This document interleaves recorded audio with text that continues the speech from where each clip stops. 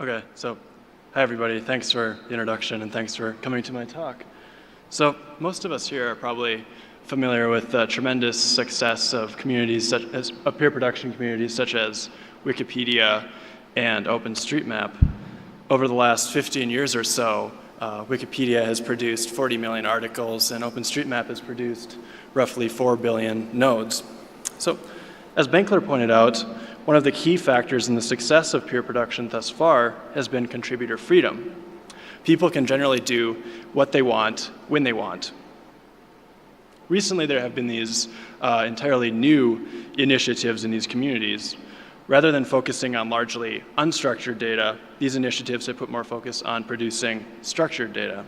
These efforts have surfaced in the form of Wikidata and in the form of increased emphasis on tagging in OpenStreetMap. So structured data in these contexts are key value pairs. So if you've ever used infoboxes in Wikipedia, you've used peer-produced structured data. If you ever look at Google Knowledge Graph and Google Search, you probably have as well. So today we're going to focus on OpenStreetMap, or OSM for short. If you use Craigslist, you've used structured data from OpenStreetMap. Apple Maps and Foursquare have also used OpenStreetMap data.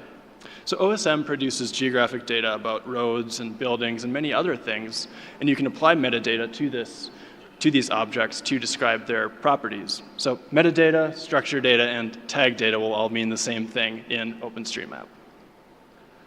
So these new structured data initiatives, such as the one in OSM, are different because applications using this data need that data to be highly standardized. They need it to follow rules in order for it to be useful. But we just talked about how contributor freedom is important in peer production communities, so there's a clear tension here between freedom and standardization. So we decided to ask a question. How does OSM's strong commitment to contributor freedom affect its efforts to produce standardized data? So here's what I'm going to talk about for the rest of today's talk. So first we'll talk about the OSM tagging standard, and then we'll talk about the method that I used and the results, as well as implications for OSM and beyond. So in order for data to be standardized, there must be some sort of data rules. The OSM community actually has a tagging standard, and it's actually a wiki. So here's the page for a tag in the wiki. This tag is amenity equals fast food. So amenity is the key here, and fast food is the value.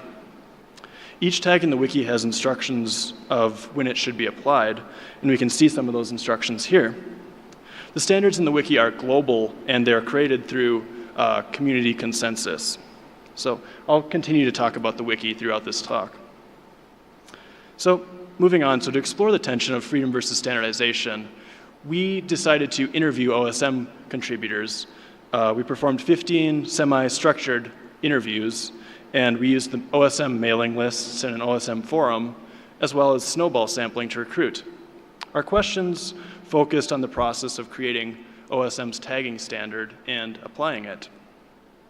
After the interviews, we performed a data-driven analysis on our interview transcripts. This involved affinity diagramming and led to high-level results in the data becoming apparent. Now, these results were related to freedom versus standardization. So what were our results? Well, we arrived at 3 high-level concepts, and these all, as I said, these all relate to freedom versus standardization. We'll talk about 2 of these due to time constraints, but please do read the paper if you want the full details.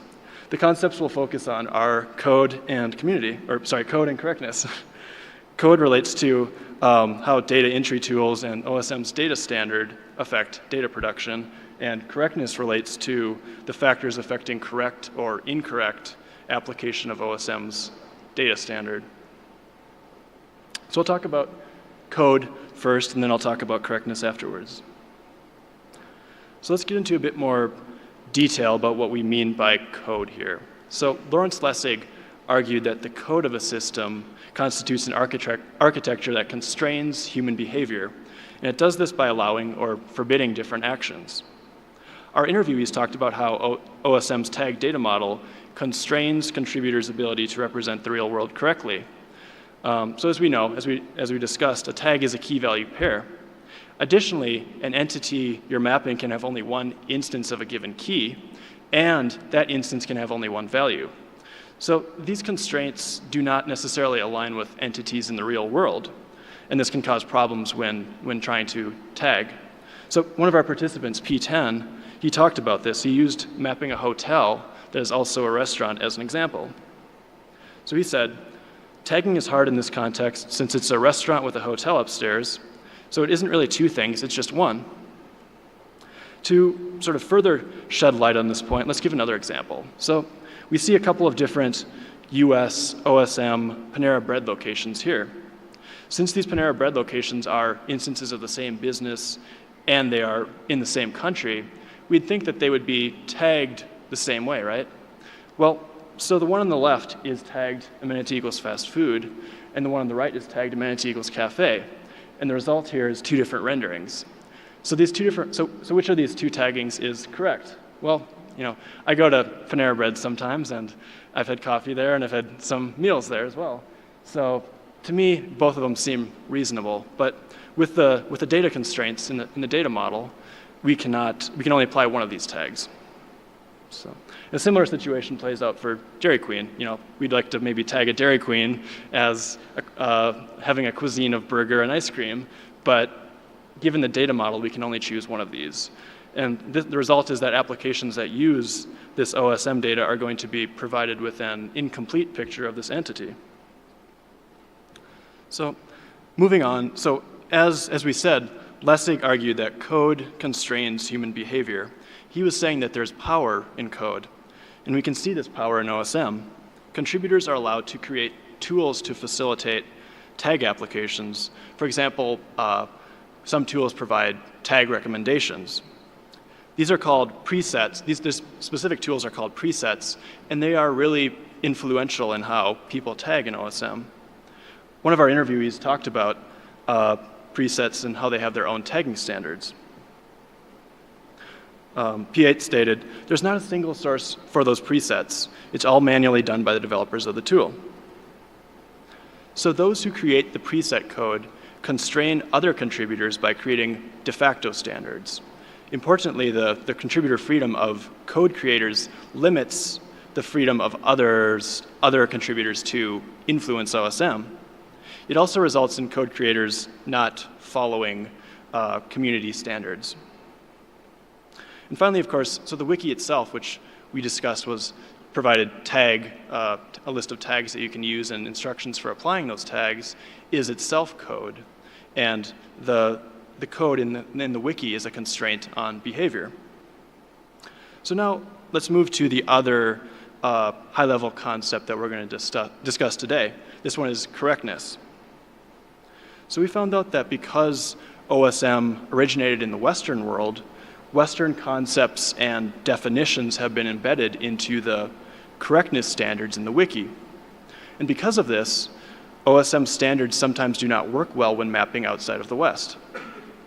However, we did find that the OSM community's ethos of contributor freedom allows for rules to be broken in these cases. You know, incorrect data can be applied. Specifically for roads, the Western assumptions in the tagging standard confused our participants and resulted in them breaking tagging rules when mapping outside of the West. For example, P11 was a Westerner, and she mapped remotely in Africa. Given her Western background, she was hesitant when applying a Western tagging standard in Africa. She said, someone says this is a highway, and I'm like, I disagree. I'm really afraid to map that as a highway if I think, for example, a vehicle can't go down it. So as someone from the US, when I think of, say, the concept of an average highway, I might think of roads that are probably paved and have a couple of lanes for car travel. Something like this right here, which is actually not too far from here. But as our participant mentioned, mapping throughout the world with a tag that represents this Western world concept does not always work well. So, for example, in less developed regions. It's interesting to note that both of these two roads here had the same tag applied in OSM, had the same highway classification tag.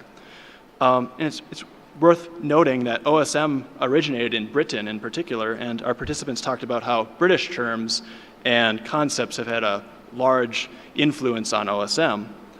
Even as an American in the US map, there are sometimes situations which are confusing for me.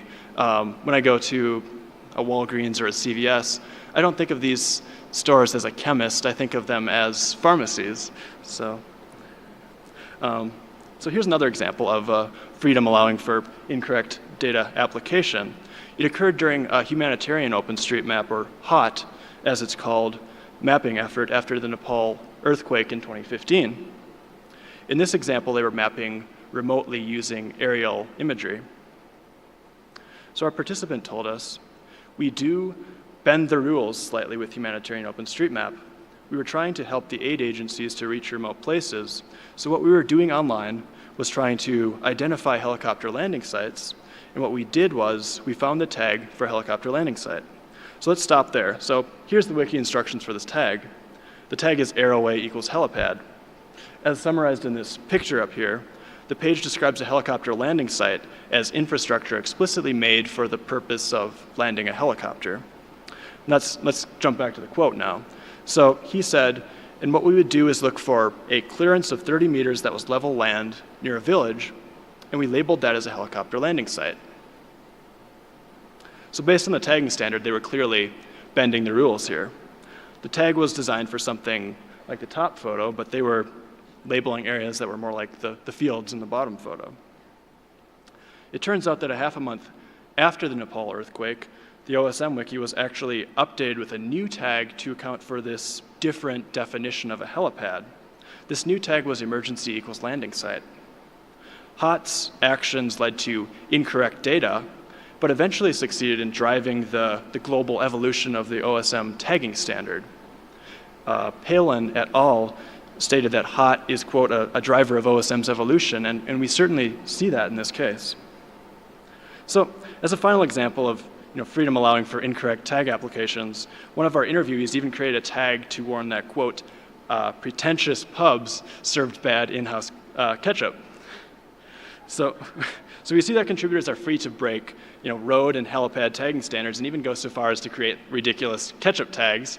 And we also saw that in the helipad example that HOT has the power to influence the standards. They use their freedom to enact change. But are there other groups aside from HOT that can or cannot define what is correct in OSM? Well, so work by Monica Stevens discussed how new tag proposals for feminized or nurturing spaces are given less, quote, attention. Also, one of our interviewees mentioned that she had, quote, heard of women not being listened to or respected. More generally, hostility is also commonplace in OSM, and this may have the effect of limiting its victims' influence and activity in the community and leaving just those who are hostile or those who are willing to tolerate hostility. Another of our female participants talked about this issue. She said, sometimes the email lists can be very toxic. People feel like they can say things that they wouldn't say to someone else's face. Here it's worth saying again that related to our first concept, high-level concept, which was code, the code in tools such as presets establish de facto standards and lessen contributor freedoms to influence standards. So moving up a level, while freedom can allow for contributors to break the rules, freedom when left unchecked may allow groups such as males or hostile contributors or code creators to limit others' freedoms to influence the community. So now that we've discussed our results, what are some implications for OSM? As we discussed, there's a problematic one key, one value data model restriction. It seems that the community should consider data model changes to better accommodate the nature of real-world entities. An interesting direction for future work is to try to understand the process through which mapping projects in OSM interact with the global OSM community. For example, we saw that HOT broke and then updated the rules, but does something like this commonly occur? It would also be valuable to look into mechanisms that could facilitate how mapping projects such as HOT negotiate the tagging standards with the rest of OSM. And finally, I'd like to say future work should try to find ways to better incorporate diverse views into OSM's tagging standard. So let's jump up a level to peer production communities in general. So there's a tension here between freedom and standardization in communities like OpenStreetMap and Wikidata. And we've demonstrated some problems resulting from freedom in this talk. However, simply lessening freedoms is not likely a good solution. Contributor freedom has played a large role in the success of these communities. And when you do start enforcing too many rules, there can be negative effects on the community.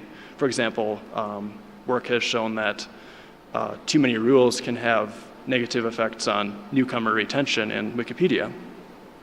The issues that we talked about today that contribute to freedom affecting standardization are general issues, and they may likely appear in other communities such as Wikidata. In Wikidata, there are global concepts and entities just as there are in OSM. So as I illustrated at the beginning of my talk, we all use this data, and that's why this tension between freedom and standardization really matters to us. So with that, I'd like to wrap up, and I'd like to thank my co-authors, some of whom are here, and I'd like to also thank those who provided feedback on the paper, and I'd like to thank the NSF and the US Department of Education for funding. And I'd like to thank you all for coming again, and please feel free to contact me at the email listed there, and I'm happy to take questions now.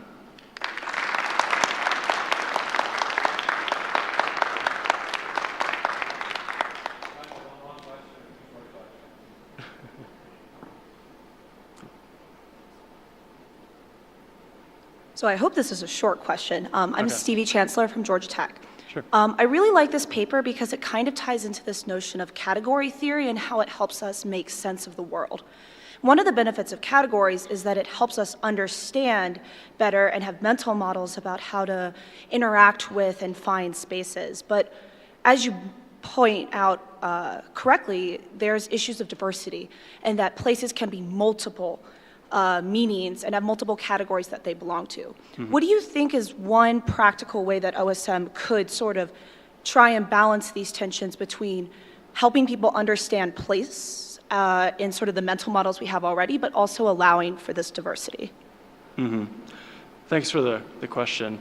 And I think one thing that has been prevalent in OSM up until now, or I think it still continues in OSM, is there's this Western influence, and oftentimes the people who are mapping are not aware of the cultural norms in regions where they're mapping. For example, Humanitarian OpenStreetMap has mapped in Nepal, in Haiti, and many other places outside of the Western world. And I think some sort of a mechanism to help those contributors better understand the cultures of where they're mapping would be a very helpful thing for the community to pursue.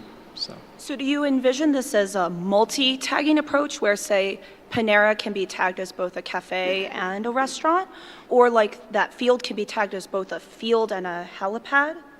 I think, so in the case of the Panera Bread example, I think there's an issue just with the data model, and I think it actually goes back to database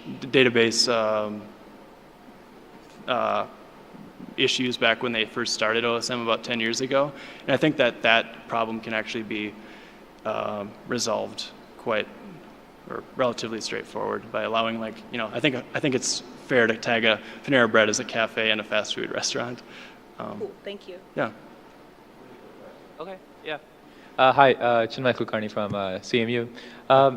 I really like this tension between freedom and standardization, and I'm wondering whether there is any value in looking at this at a more granular level, like freedom to do what kinds of things and standardization of what other actions, right? When you presented this model, did you consider a sort of more granular approach and decide against it? So a more granular approach in terms of, could you elaborate a little bit on what freedom means in these contexts, for what actions, and standardization for what actions? Yeah, I think that is interesting, an interesting area for future work, because we didn't really we didn't know that there was going to be an issue, this tension with freedom and standardization, until we did the affinity diagramming and did the coding, and then we arrived at it. I think more of a focused study looking at some of these specific causes of freedom affecting standardization would be interesting follow-up work.